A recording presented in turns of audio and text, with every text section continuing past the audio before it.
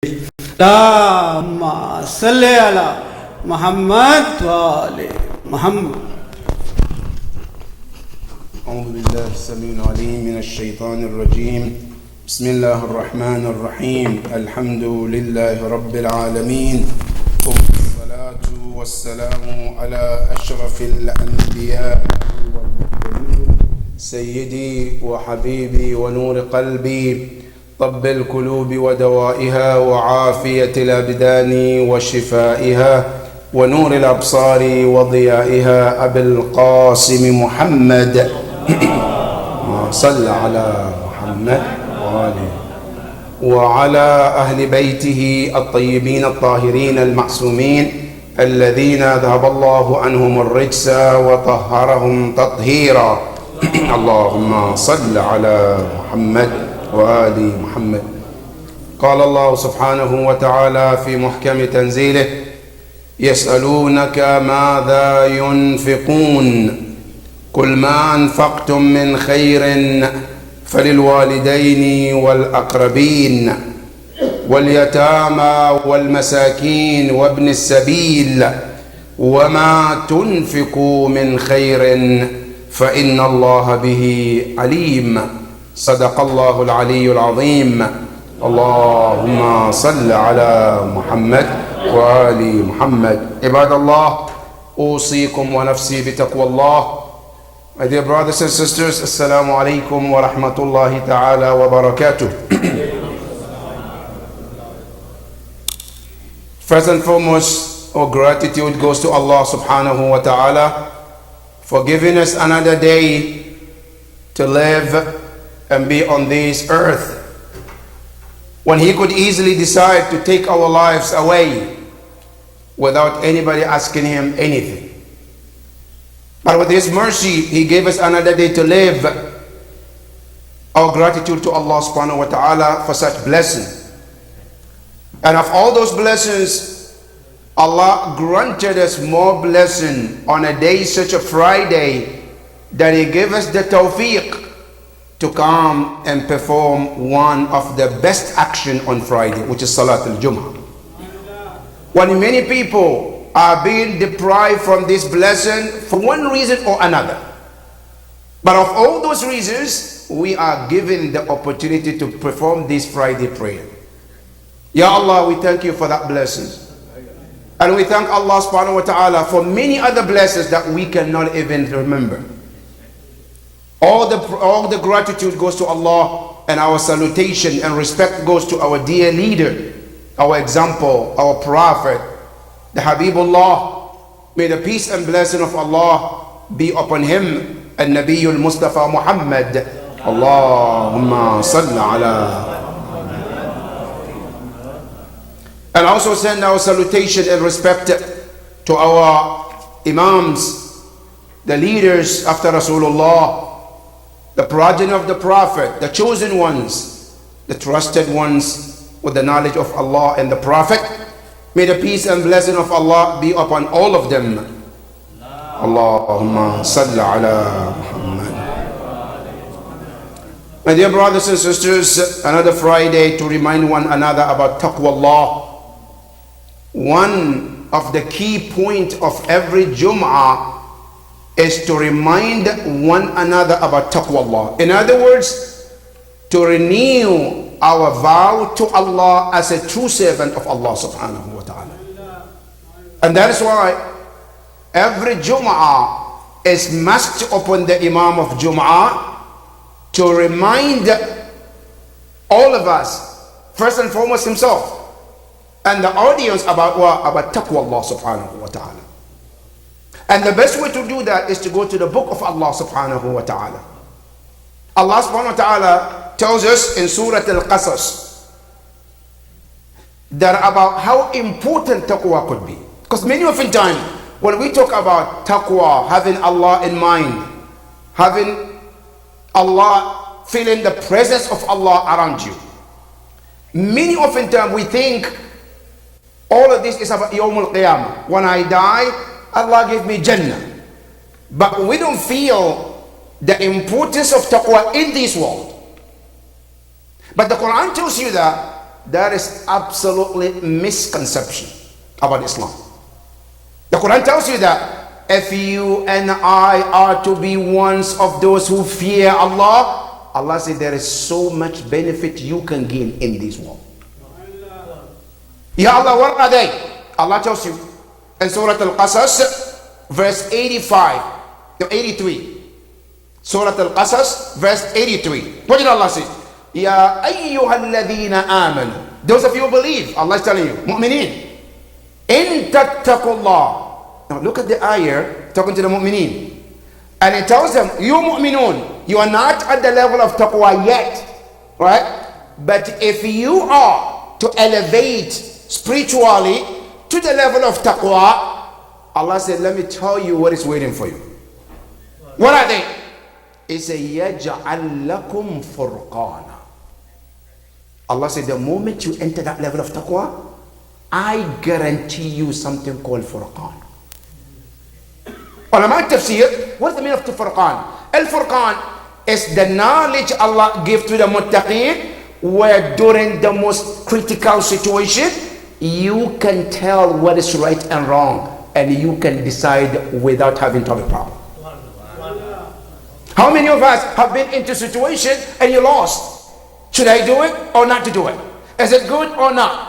Allah says, if you are in that level of taqwa, Allah says, I guarantee you, يَجْعَلْ لَكُمْ فُرْقَانًا. I'll give you that ability.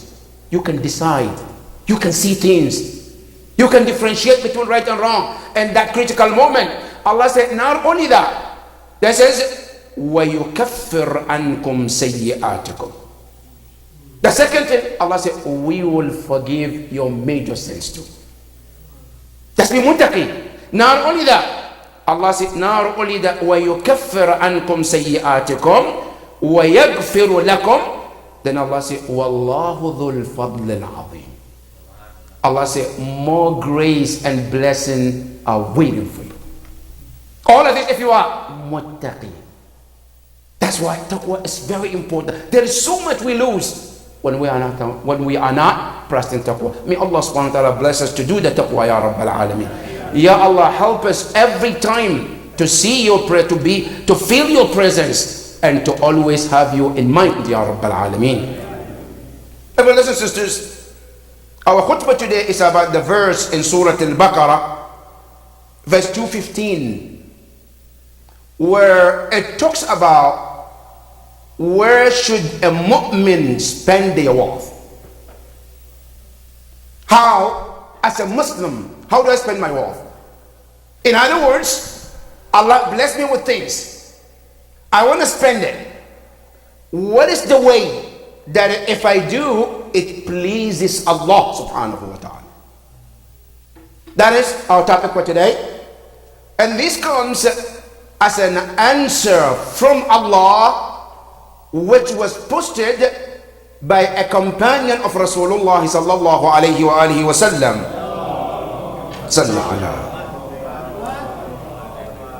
And his name is Amr ibn al-Jumu'ah.